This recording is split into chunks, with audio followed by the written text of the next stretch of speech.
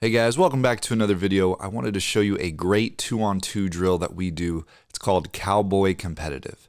Now I've seen several colleges do this, so I have to give credit where credit is due, but this is something that we do in our practices that's going to really work on 2-on-2 situations, and it's a great offensive and defensive drill.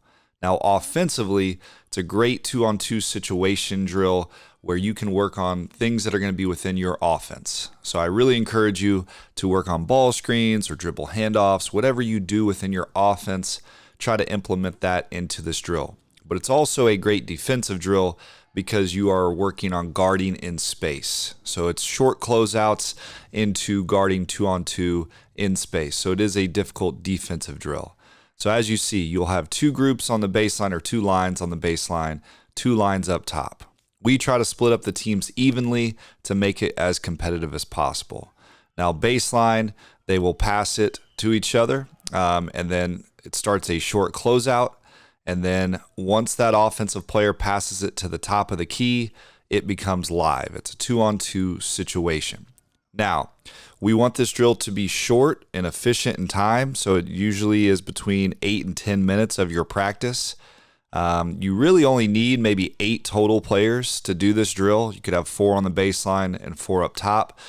We obviously do it with a larger group just to make sure that we have enough players.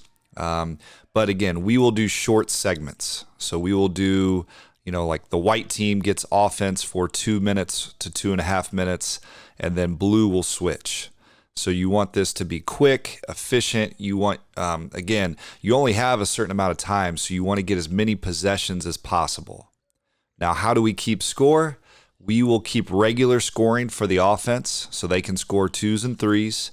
Now, we do add layers of scoring. So, for example, if the offense gets an offensive rebound, we will give them +1. So, if a team just keeps getting offensive rebounds, that is a way to add points, and it encourages them to crash the boards.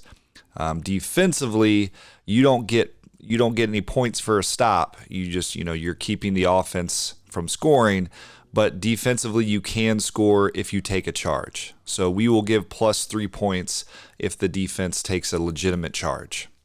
Now, in this drill, we want it to be competitive. We want it to be physical. So oftentimes, we may not call the regular hand checks, or we try to make it a little bit more physical and competitive. I think this drill encourages that type of play because we want to make it difficult and challenging. But we've seen our players really enjoy this drill.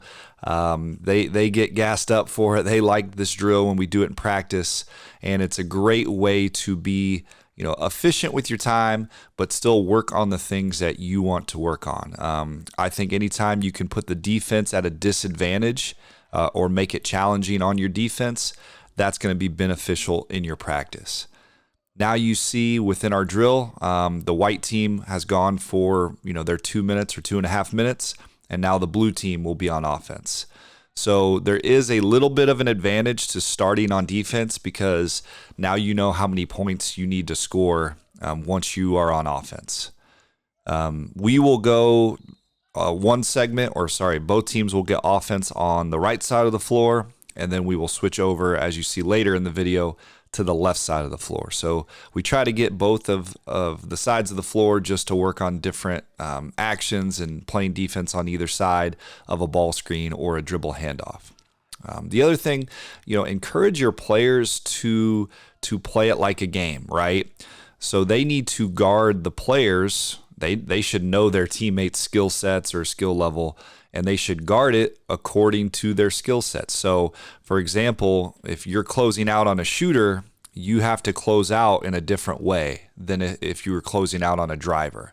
So really encourage your players to almost do like a self-scout. How would you close out on this guy? He's not a shooter, so you shouldn't be closing out really hard, playing for the shot. You should be breaking down and playing for the drive, or vice versa. If the guy's a really good shooter, you got to encourage your kids, hey, you should be getting out on the shooter and really challenging that shot, making him put it on the floor. So it's a great way to adjust within the game or within the drill. Now, after both teams have played offense, we will switch to the other side and now go to the left. So same thing, we're going to work 2-on-2 with short closeouts. It becomes live. You can work on dribble handoffs, ball screens, any type of scenario that you want to implement. That's what's good about this drill is you can adjust. You could set rules that really challenge your team or challenge your defense, or you can make it harder on the offense. Whatever you want to do, adjust this drill. Like I said, none of these drills do you have to do just like us. I really encourage you to adjust the drill to fit your style, your team, your offense, whatever is best for you. Or if you find that this drill needs to be 3-on-3, add another defender, add another offensive player. Again, adjustments are going to benefit you.